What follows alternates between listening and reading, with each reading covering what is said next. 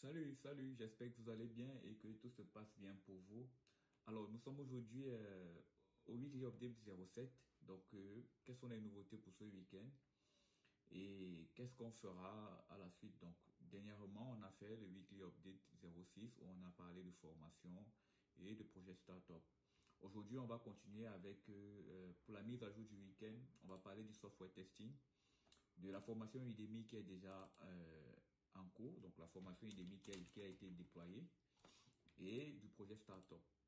Alors, pourquoi aujourd'hui je parle du software testing? Donc, vous tous qui me suivez, vous savez que actuellement, j'ai publié finalement mon cours sur Udemy, le cours Node.js, je rappelle Node.js API, API moderne. C'est un cours qui le voici, celui-ci. C'est un cours qui parle des API modernes avec Node.js et au niveau des fondamentaux. Donc, c'est mon premier cours Udemy. Donc, le cours, actuellement, il est disponible et tout à l'heure, dans la description, vous allez avoir le lien pour le code promo qui va commencer demain. Donc, après avoir publié ce cours, qui était bien évidemment un cours où j'apprenais à former, je vais passer à mon deuxième cours qui va parler du software testing. Nous tous ici, on fait du développement logiciel, mais écrire du code de qualité, c'est mieux que simplement écrire du code. Donc, ce qui est du software testing, je vais construire le cours pendant tout le mois de février, ou tout le mois de février. Je pense qu'il sera disponible en fin février.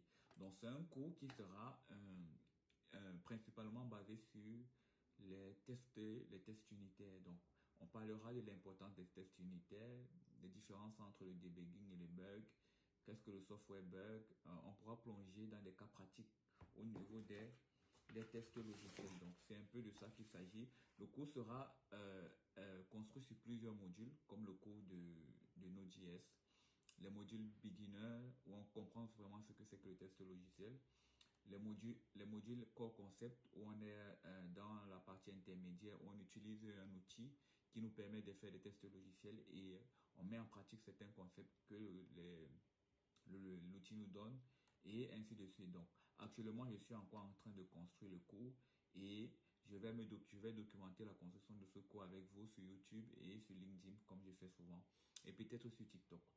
Donc, ça, c'est pour la partie software logiciel. Donc, à quoi, par exemple, va ressembler un projet?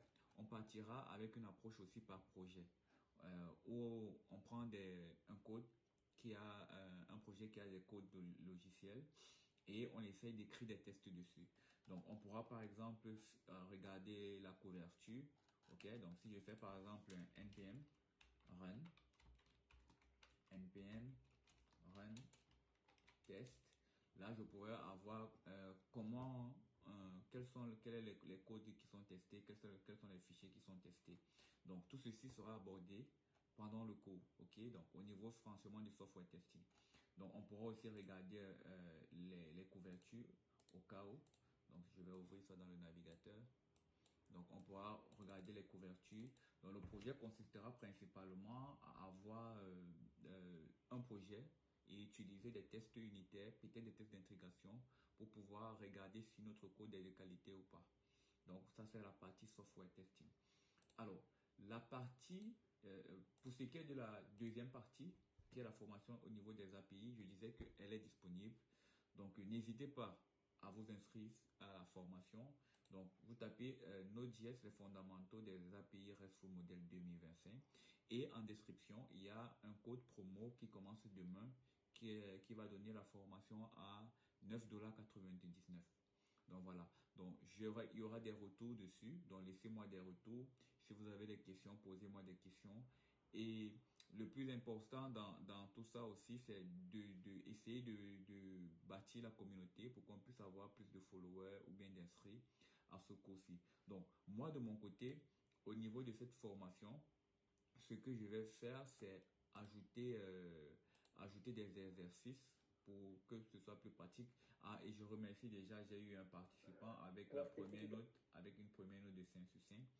Donc, je disais que je vais ajouter des exercices ici à cette section pour avoir un cours un peu plus dynamique où vous pouvez participer. Ça ne veut pas dire que vous ne participez pas déjà au cours. Vous participez déjà au cours parce qu'il y a le code que vous devez développer sur la partie documentation et sur la partie implémentation et mise en place de la base de données. Donc, on va juste rajouter des exercices. Donc, voilà ce qui est du Weekly Update.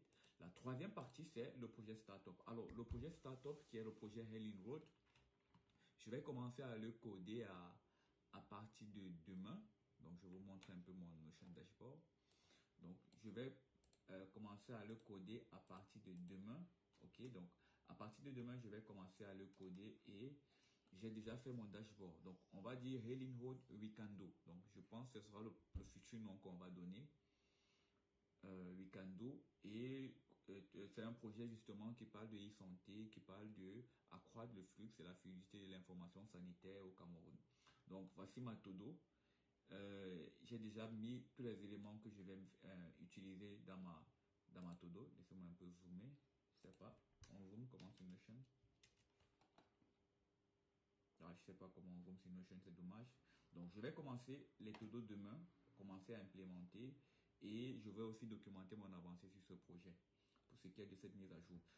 J'ai voulu vous montrer un peu à quoi ressemble le projet parce que les années passées, on a développé plusieurs versions, la version web et la version mobile. Je vais déjà commencer par redéployer ces anciennes versions et pour que vous puissiez voir à quoi ressemble le projet et attaquer la nouvelle version avec des autres nouvelles technologies comme Next.js, Tailwind et ainsi de suite.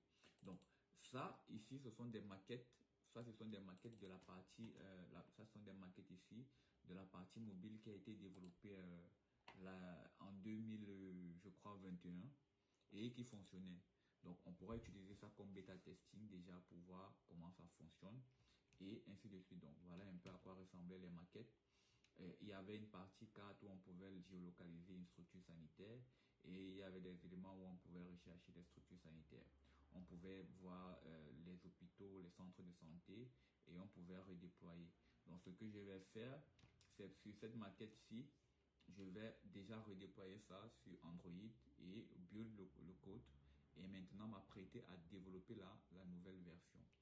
Donc, voici ce qui est des mises à jour de ce week-end. Donc, on retient trois choses. La première chose, c'est le cours de software testing qui arrive sûrement en février, en fin février ou en mi-mars.